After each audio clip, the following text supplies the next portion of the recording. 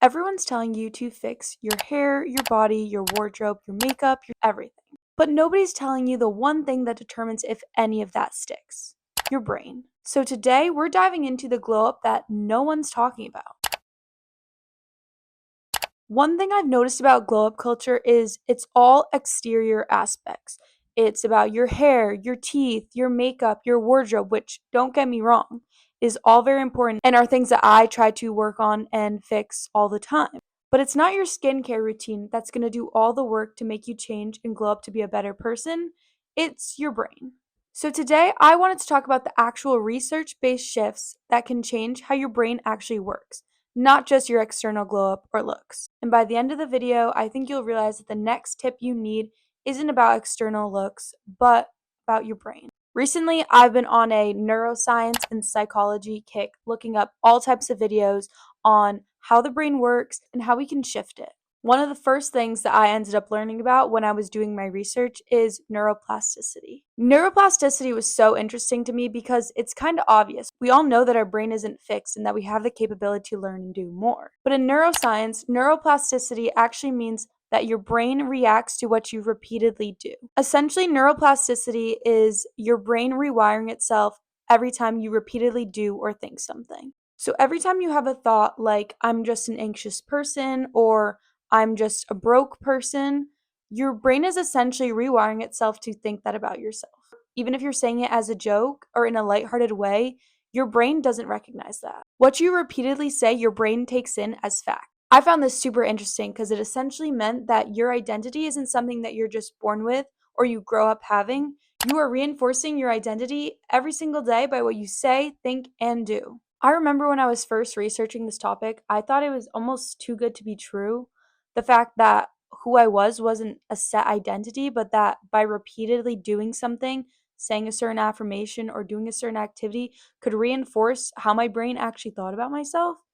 It was kind of a game changer. Like, there were times where I felt so stuck in who I had to be, and oh, I'm just this type of person, and this is what I do, and that's just who I am. Well, no, you can actually change that at any point.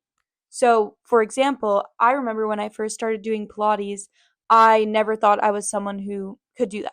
I didn't even really love working out. I did sports growing up, but I wasn't someone who was actively going to the gym or actively doing Pilates. Then I started, and at first, it was very difficult to stick to it. But I knew that I wanted to become someone who could do things like those cool Pilates and yoga tricks. So, by repeatedly doing Pilates and by repeatedly telling myself that I was someone who could excel in Pilates, I slowly but surely started to get a lot better at it. And yes, this could be because obviously when you just practice something, you get better. But isn't that basically what neuroplasticity is? When you practice, you get better. By repeatedly doing something, your brain is reinforcing that idea. So now I openly talk about Pilates being something that I'm good at and something that I love. So, this first glow up tip about neuroplasticity and understanding it isn't actually behavioral, but it is the belief underneath the behaviors, because that belief is a physical structure in your brain and you have the capability to build a new one at any point. The second brain glow up tip I have is one that you're probably not going to want to hear, and one that I very much still struggle with. And that next tip is fixing our attention spans. Your attention span is a skill, and most of us have spent our lives actively destroying it every day. You know the feeling every time you're trying to do something and you just decide to instinctively pick up your phone. Like, oh, I'm just going to check this. You end up getting on TikTok and you end up scrolling for a very, very long time. I used to think that was just something that everyone did and it was normal, which I guess in today's world it is normal, but that's not actually how our brain works and how we're actively supposed to be doing things in our day-to-day lives. What's happening is that we are constantly in dopamine loops, and we have been training it the same way that muscles get trained, by repeatedly every day for multiple hours a day getting distracted and letting those distractions take over. All this short form content that we are consuming, all these notifications, and all this constant switching between tasks is actually teaching our brain that boredom isn't just something that happens, it's something that we can't deal with. And I know some people have brought up this sort of dopamine detox, but I don't think we necessarily need to detox ourselves from dopamine because dopamine is something that is good.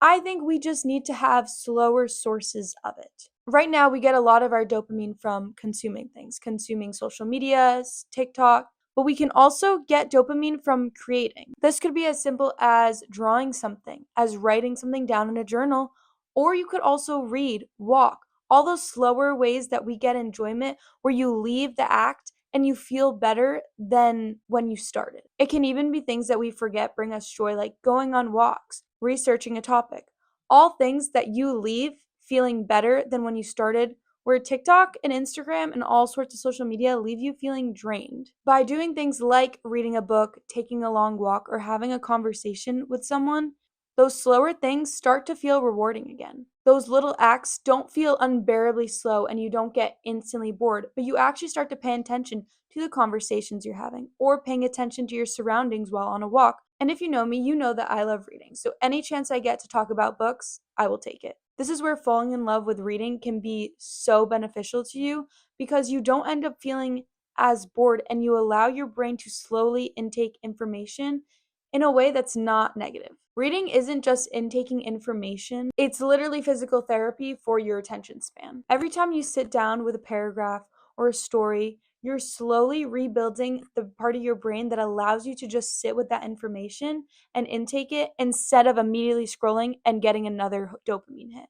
It allows you to sit with that, and even if it is boring, you can deal with the parts that are boring. Even as a reader, this is something that I truly have realized is such an important skill.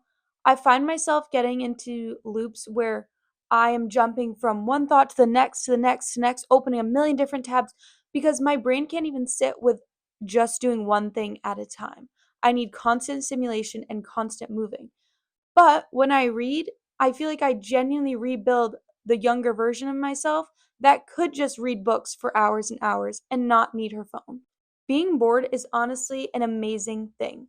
It allows you to use that time and space in your mind to create something rather than just consume. So, not only is this tip fixing your attention span, but also learning to be bored and that it is okay because your best ideas will come from boredom. This next tip is regulating your emotions. I think this one honestly may be the most underrated.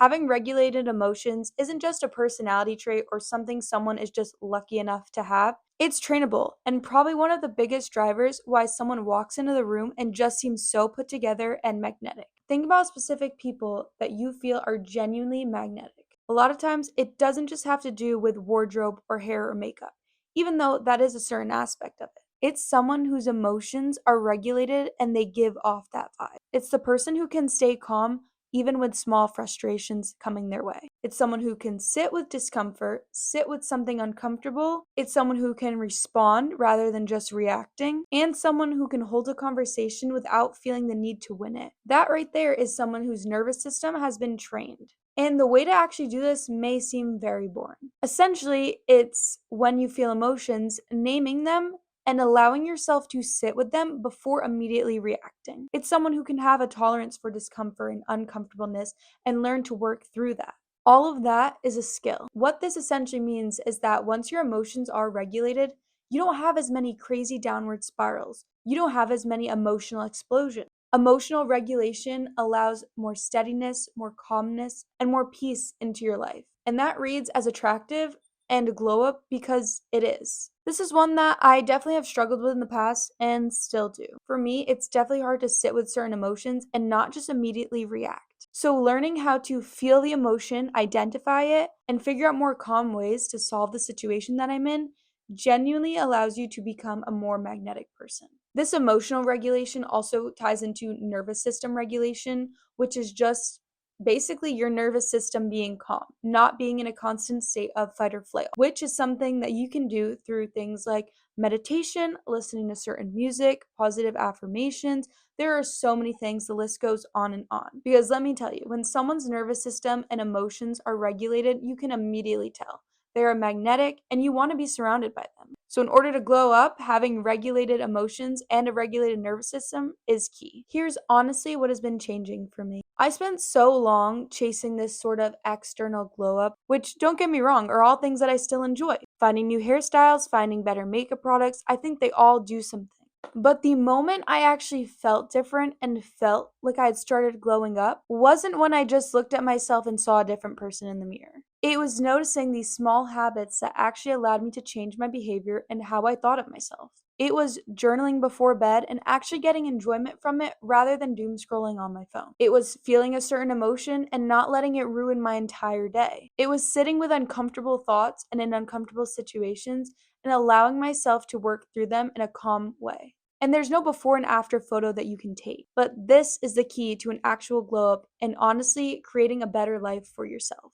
Understanding your brain and slowly rewiring it and reprogramming it is what's underneath these glow ups that people don't post about. So if you're like me and you're all about glowing up and creating the best and highest version of yourself and you're chasing the external glow up, I completely understand, but don't forget the one key step, the internal glow up. Changing your brain and your habits will genuinely change your life. And despite it being more difficult than any external glow up could ever be, it's actually what's key to transforming you and your life. If you can change your brain, then the glow up takes care of itself. These are just some of my tips that I've learned in researching things all about the brain in order to do the internal work to glow up my life. If this is content you're interested in and you guys would like to see more, then make sure to like, leave a comment, and subscribe.